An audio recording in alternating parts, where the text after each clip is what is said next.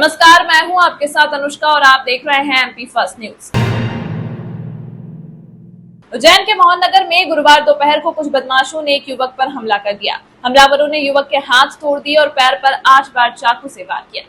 वारदात के बाद आरोपी फरार हो गए। हमला पुराने रंजिश को लेकर किया गया। पीलिया खान निवासी रोहित परमार मोहन नगर में डंपर सुधरवाने गया था। इसी दौरान चिंगू बुंदेला चिंगारी और उसके साथी वहीं पहुंचे और रोहित पर हमला कर दिया। सूचना मिलने पर रोहित को परिजनों ने जिला अस्पताल पहुंचाया। यहां उसने बताया कि डंपर सुधरवाने के दौरान चिंगू ने साथियों के साथ हमला किया। उज्जैन एसपी प्रदीप शर्मा ने बताया कि दोनों पक्षों के बीच काफी समय से रंजिश है। करीब 1.5 साल पहले रोहित ने बुंदेला पर हमला किया था। बुंदेला के आपराधिक रिकॉर्ड को देखते हुए उसे जिला बदर कर दिया था।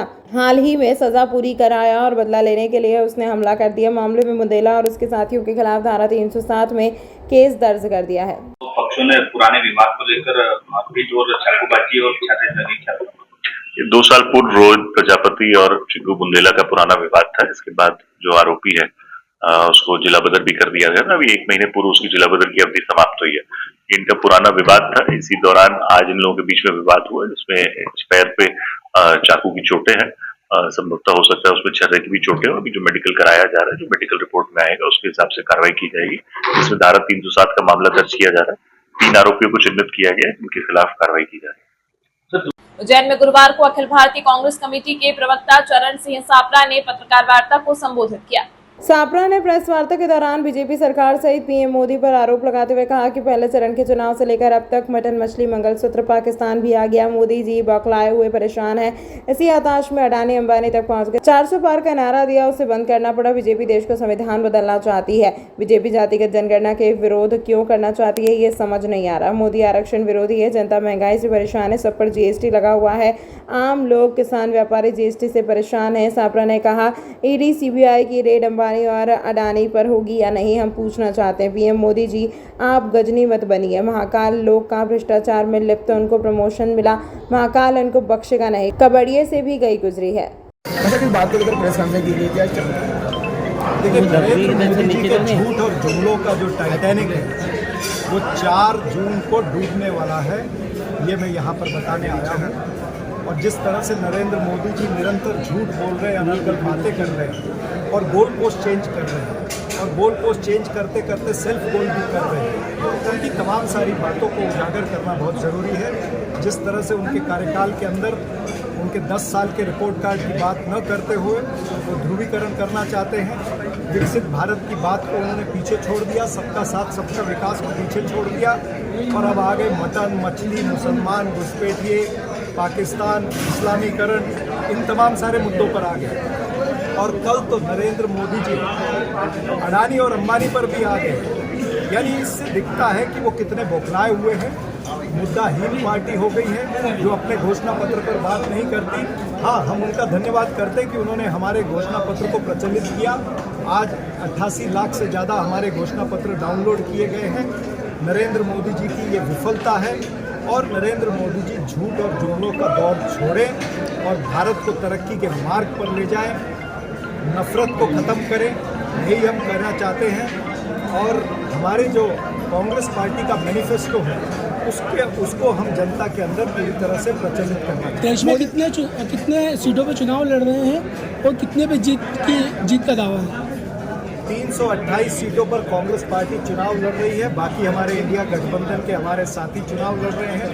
मुख्य मुद्दे इस चुनाव के हैं कि नरेंद्र मोदी आरक्षण विरोधी, नरेंद्र मोदी संविधान विरोधी। जिस तरह से उनके लोग लगातार संविधान के विरुद्ध बोलते हैं, चाहे वो ज्योति मिर्दा है, आनंद हेगड़े है, लल्लू सिंह है या और तमाम सारे नेता, राजस्थान के उप मुख्यमंत्री दिया कुमारी, उन्होंने खुद कहा कि 400 सीटें पार हम इसलिए चाहते हैं कि हमको संविधान बदलना है।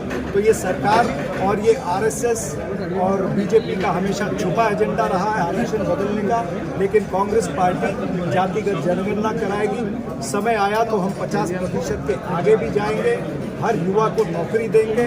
महिलाओं को हम 1 लाख रुपये महालक्ष्मी योजना, इस तरह से अनेक सारी योजनाएं हमारे 5 न्याय में शामिल हैं। मोदी जी के इतने झूठ बोलने के बाद भी कांग्रेस के कार्यकर्ता शामिल हो रहे हैं भाजपा में, क्या मजबूरी है? देखिए आदरणीय मित्र, ये वो लोग हैं जो जंग से डरते हैं। आज़ादी के समय भी इसी तरह से होता था और उस समय भी यही हुआ कि जो बहादुर थे वो जंग में गए, जो कायर थे वो संग में गए।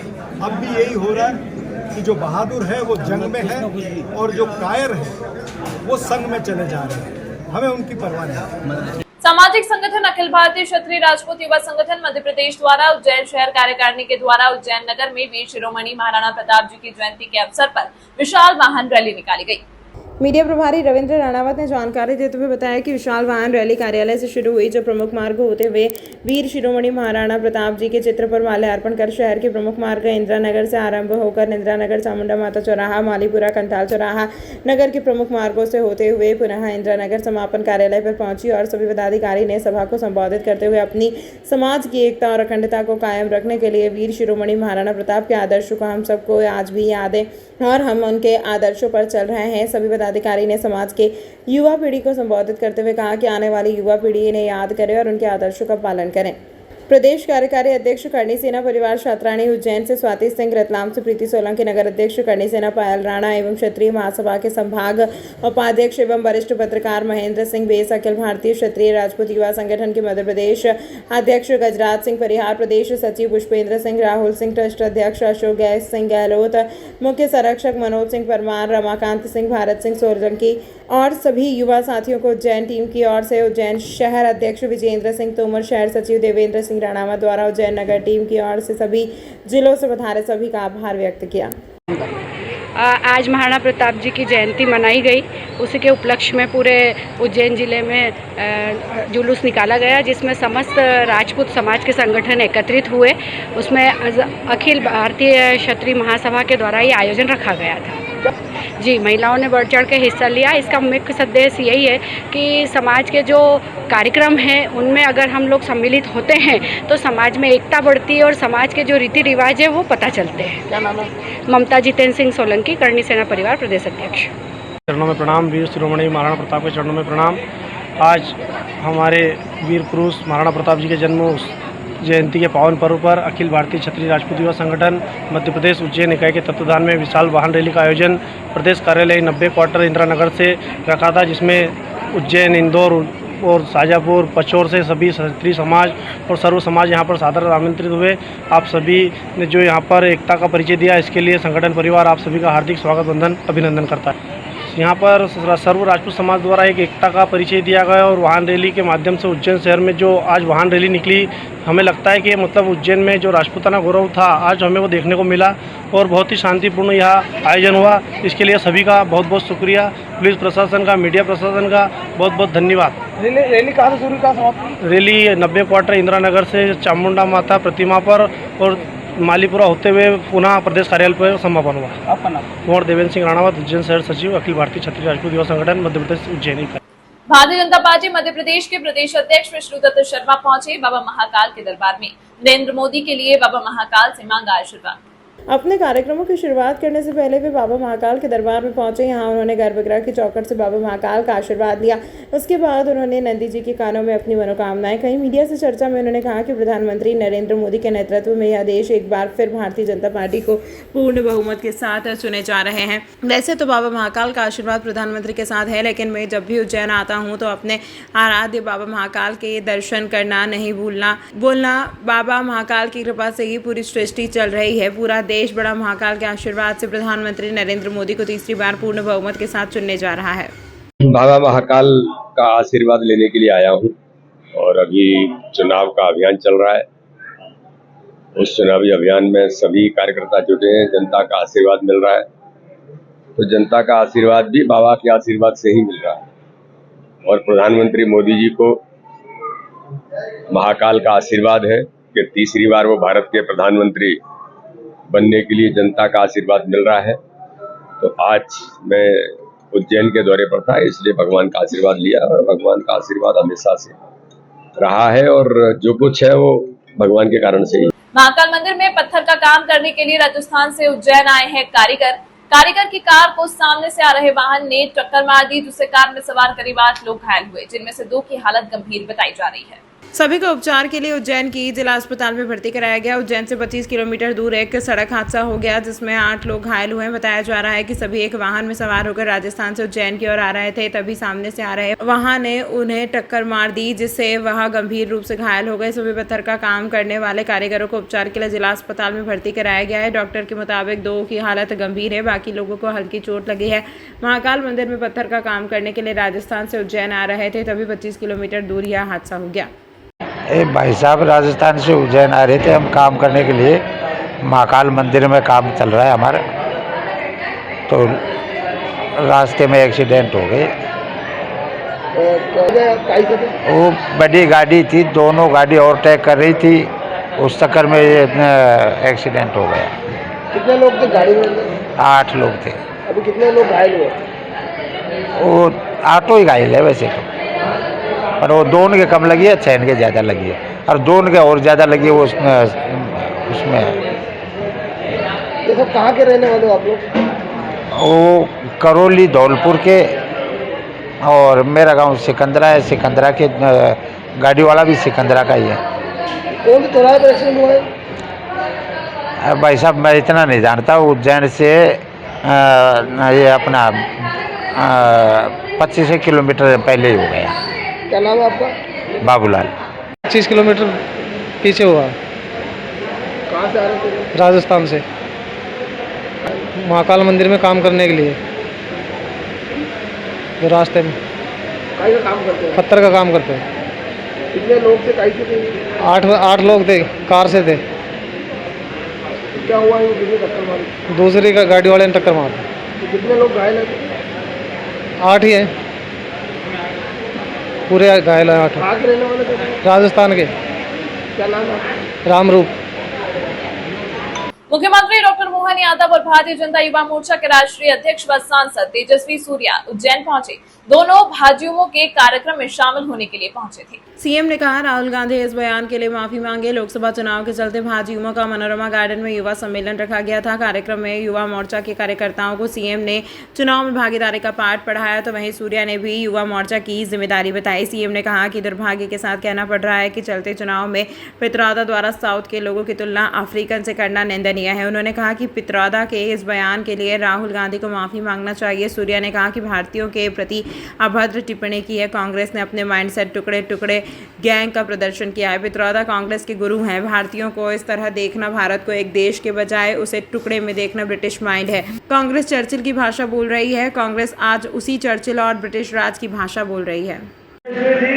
उज्जैन से युवाओं की आवाज जब निकलती है तो आवाज हमेशा दुनिया उसको गौर से सुनती है। 5000 साल पहले भगवान कृष्ण 11 साल की उम्र में यहाँ पढ़ने आए और उनके बाद उनका रूप दुनिया ने विराट रूप देखा, लेकिन विराट रूप की भूमिका अगर कहीं बनी उज्जैन की वो धरती बनी। मुझे इस बात की प्रसन्नता। 2200 साल पहले सम्राट अशोक उज्जैन की धरती पर युवराज बन के आए।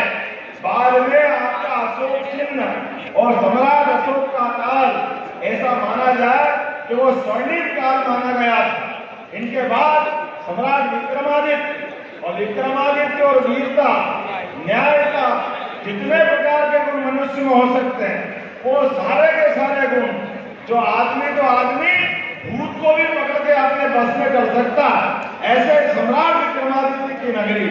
मुझे इस बात की प्रसन्नता है दुनिया का सबसे युवा देश भारत और युवा देश के लिए वर्तमान के यशस्वी प्रधानमंत्री जो एक तरह से अपने जीवन का प्रत्येक क्षण इस युवा पीढ़ी के लिए अगर सपना भी देख रहे हैं तो 2047 के भारत का सपना देख रहे हैं जो दुनिया का नंबर 1 देश बनेगा। जोरदार अभिनंदन करें माननीय नरेंद्र मोदी जी के लिए। और हम और आप संकल्प करें आने वाले 13 तारीख के दिन सारे मित्र मिलकर के, क्योंकि हमने जब भगवान राम का आनंद लिया, भगवान राम का धाम मुस्कुराया, भगवान विश्वनाथ का आनंद आया और महाकाल महाराज की महाकाल का महालोक का भी आनंद आ गया।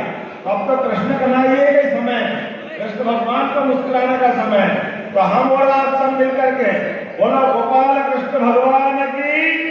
अपने स्थान पर खड़े हो जाओ, दोनों हाथ की मुट्ठी बांधो और संकल्प करो, एक एक व्यक्ति एक एक बूथ पर, जैसे प्रधानमंत्री जी ने आह्वान किया है कि हमारे लगभग 370 धारा की तरह उतने वोट नए डलवाएंगे। बोलो सब तैयार है? तो मेरे साथ बोलो भारत माता की, भारत माता की। बहुत बहुत धन्यवाद। भाग्य के साथ कहना पड़ रहा है, कांग्रेस लगातार पूरे भारतीय लोगों को अपमानित करने पे तुली हुई है। अब बचा कुचा सेम पेत्रोदान है, चमड़ी के आधार पर अपने भारतवासियों को बांटने का प्रयास किया है। चलते चुनाव में इस प्रकार का करना अत्यंत दुर्भाग्यपूर्ण है और उनने खास करके साउथ के लोगों की जो तुलना अफ्रीकन लोगों से की है। मैं समझता हूं कि पूरी कांग्रेस को माफ़ी मांगना चाहिए, राहुल गांधी को भी माफ़ी मांगना चाहिए। बहुत गंदी बात है, मैं उसकी निंदा करता हूं। युवा मोर्चा ने बहुत बढ़िया सम्मेलन किया, युवा मोर्चा की बधाई। तमाम महत्वपूर्ण खबरों के लिए देखते रहिए MP फर्स्ट न्यूज।